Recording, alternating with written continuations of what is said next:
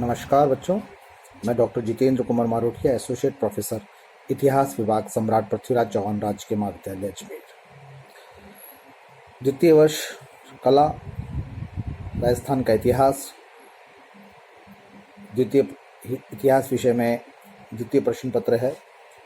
और पिछले अध्याय में मैंने मेवाड़ के अभ्युदय के बारे में बताया था। और आज चूँकि मेवाड़ की जब बात करते हैं हम यहाँ, तो हमारे साथ में स्पेशल रेफरेंस आता है कुंभा, सांगा और उसके बाद में मेवाड़ का जो 16वीं शताब्दी में राज सिंह का शासन था। लेकिन इससे पहले चूँकि हम राजस्थान का इतिहास पढ़ रहे हैं, तो ये आवश्यक हो जाता है हमको कि हम मेवाड़ की पूरी पृष्ठभूमि को जानें। और मैंने आपको किस प्रकार बताया था कि बाद में गोहिल वंश की स्थापना की गई थी। और मेवाड़ यानी चित्तौड़ का, जब बप्पा रावल ने चित्तौड़ पर अधिकार कर लिया और गोहिल वंश का चित्तौड़ एक कर्मभूमि बन गया, और जो चित्रांग मौर्य ने चित्तौड़ का किला बनाया था वो उनके मेवाड़ के राजनीति का एक बहुत बड़ा भूभाग बन गया। चित्तौड़ की जहाँ तक बात आती है, चित्तौड़ प्रसिद्ध हुआ या चित्तौड़ के साथ में दिल्ली का संघर्ष हुआ तब प्रसिद्ध हुआ, वो हुआ राजा रतन सिंह के समय, जब अलाउद्दीन खिलजी दिल्ली पर राज्य कर रहे थे और उन्होंने चित्तौड़ पर आक्रमण किया। ये घटना है 1302-1303 की 1303। ज़्यादा समय भी नहीं हुआ था राजा रतन सिंह को। रावल समर सिंह की मृत्यु हो गई थी 1302 में, जो उनके पिता थे, और उसके बाद में वह गद्दी पर बैठे। चूँकि अलाउद्दीन घोर साम्राज्यवादी था, यह भी माना जाता है कि वह धन का लालची था, मेवाड़ की सत्ता को अपना चाहता था। और उस समय तक, यानी अलाउद्दीन खिलजी तक, मेवाड़ के जो भी गोहिल वंश के राजा आए, दिल्ली का कोई भी राजा, चाहे वह इल्तुतमिश रहा हो, चाहे बलबन रहा हो, चाहे नसरुद्दीन महमूद रहा हो, गोहिल शक्ति को समाप्त नहीं कर पाया। कितने ही उसने सैनिक अभियान कर लिए, वह गोहिल शक्ति को समाप्त नहीं कर पाया। एक कारण यह था। दूसरा, अलाउद्दीन की साम्राज्यवादी प्रवृत्ति तो थी। तीसरा, उसे दक्षिण में जाना था, इसलिए सुगम मार्ग चाहिए था। इन सब के कारण उसने चित्तौड़ के दुर्ग पर आक्रमण किया। और ऐसी जो है मलिक मोहम्मद जायसी ने जो पुस्तक लिखी है, उसमें एक दूसरा वृत्तांत भी आता है, पद्मावत जो लिखी, वो 1542 में उसने पूर्ण की। और उसमें रानी पद्मती जो उसकी रानी थी, रतन सिंह की, और बहुत खूबसूरत रानी थी, तो वो एक रचना वो भी आती है। अब उस बात पर केस लाल जो है, जिन्होंने खिलजी डायनेस्टी पे बहुत शोध किए हैं, वो इस बात को नकारते हैं कि नहीं, इस तरीके का नहीं था, केवल सैनिक अभियान था। जबकि अन्य इतिहासकार इस बात को स्वीकारते हैं कि हाँ, ऐसी कोई घटना हुई।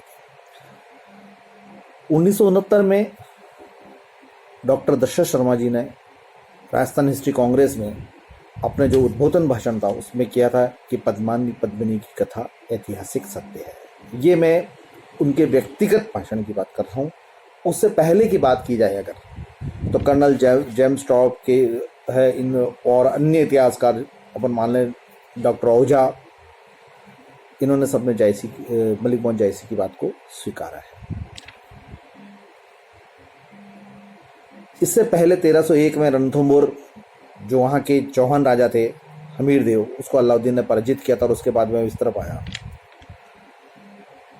केसलाल का कथन ये है कि ये घटना थोड़ी सी मिथ्या है, क्योंकि किसी अमीर खुसरो ने इतनी सारी किताबें लिखी, उसमें कहीं भी पद्मिनी का वर्णन नहीं किया गया है। समकालीन उन्होंने किसी ने भी नहीं किया, कुल मिलाकर ये, और न ही किसी मुस्लिम इतिहासकार ने किया। तो ये एक बात उनको निकलकर सामने आती है।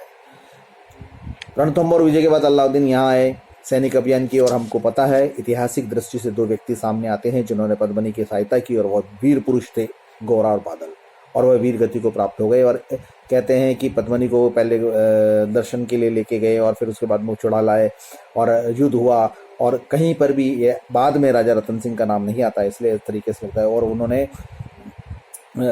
खिजराबाद नाम रख दिया, अलाउद्दीन खिलजी ने अपने बेटे खुजरका को भेजा वहाँ पर विजय के बाद। और रतन सिंह जी नहीं आती, और बहुत रानियों का जो है वो जौहर करने का अमर है, वो मिलता है।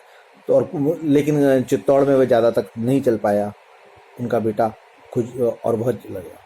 तो गोहिल वंश की एक शाखा थी, एक खाप थी, सिसोदिया, उन्होंने खिजरका को बहुत परेशान करके रखा और उसको जन्मने नहीं दिया। ये निश्चित है।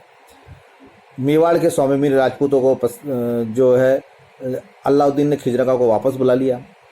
इस बीच में जालोर के चावन कालनरदेव के भाई जो मालदेव था वो अलाउद्दीन की सेवा में था, उसको चित्तौड़ सौंप दिया।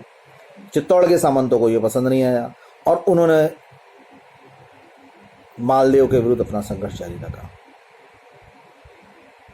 सिसोदिया के सामंत हमीर, जिसका दादा लक्ष्मण सिंह और साथ पुत्र चित्तौड़ युद्ध में मारे गए थे, उन्होंने संघर्ष किया और 1321 के आसपास मालदेव की मृत्यु हो गई। कुछ समय बाद ही हमीर ने संपूर्ण मेवाड़ पर अपना अधिकार लग लिया और चूंकि खिलजी डायनेस्टी खत्म हो चुकी थी, इस समय देखिए 1320 में तुगलक वंश स्थापित हो जाता दिल्ली सल्तनत में। क्योंकि राजस्थान का इतिहास हम जब जब भी पढ़ेंगे तो स्मरण रखिए, आपको दिल्ली सल्तनत का भी ध्यान में रखना पड़ेगा जब विशेषकर राजनीतिक इतिहास पढ़ेंगे तो ये एक और इसी समय 1321 के आसपास उसने हमीर ने शासन कर लिया और संपूर्ण मेवाड़ पर अपना अधिकार कर लिया। हमीर के पहले चित्तौड़ गोइल वंश के शासक रावल कहलाते थे और हमीर के समय के बाद में वे राणा और महाराणा कहने लगे।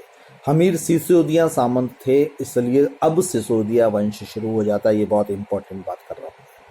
राणा हमीर की बात जहाँ तक हम करें, राणा हमीर लक्ष्मण सिंह जो थे उनके दादा चित्तौड़ की घेराबंदी में और अपने सारे पुत्रों के साथ मिल गए। 1326 के आसपास में चित्तौड़ को जीता और मेवाड़ के सिसोदिया वंश की राज उसने रख ली। और इकलमी महात्म्य जो ग्रंथ है उसके अनुसार उसने पड़ोस के क्षेत्र भीलवाड़ा के पास में बूंदी के साथ में कोटा के कुछ भाग पर उत्तरी जो डुम्बांगल प्रदेश है उस प्रदेश को कर्नल टॉड के अनुसार हमीर की उपलब्धियों का वर्णन करते उसने ग्वालियर, रायसेन, जिन, कालपी, आबू आदि शासक जो है उसने सबके सब शासकों को अपने अधीन कर लिया था। यानी श्रृंगी ऋषि अभिलेख के अनुसार बात करें हम तो हमीर जो वहाँ के उन्हें पहाड़ी भीलों के विद्रोही सरदार को परास्त कर उस क्षेत्र के भी यानी डूंगरपुर बांसवाड़ा की तरफ और उस तरफ उदयपुर के जो सहरिया जाती थी और उस तरफ का भी और जो वन में आदिवासी भील जाती थी या जाती थी उनको भी उन्होंने पूर्ण तरीके से अधिकार कर लिया था। तो यानी एक बात अगर हम सीधी बात समझे तो सिसोदिया वंश के पहले शासक की राजनीतिक सफलता कोई कम नहीं थी। एक सफल शासक के रूप में सिसोदिया मैं स्मरण रखता हूँ बच्चों, ये हमीर 1326 के बाद में आए थे।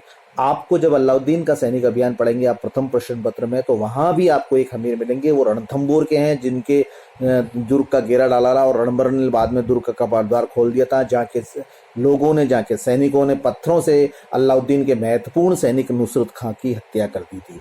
वो सैनिक अभियान 1301 में दूसरा है और यहाँ सैनिक अभियान जो बता रहा हूँ मैं वो 1326 में हमीर सिसोदिया वंश का है। और पर्सी ब्राउन और सहित और अनेक विद्वानों का ये मानना भी है कि मोहम्मद तुगलक ने राजपूतों के मामले में किसी भी प्रकार का कोई हस्तक्षेप नहीं किया और ये हमीर के लिए बहुत एक तरीके से अवसर भी प्राप्त हुआ था।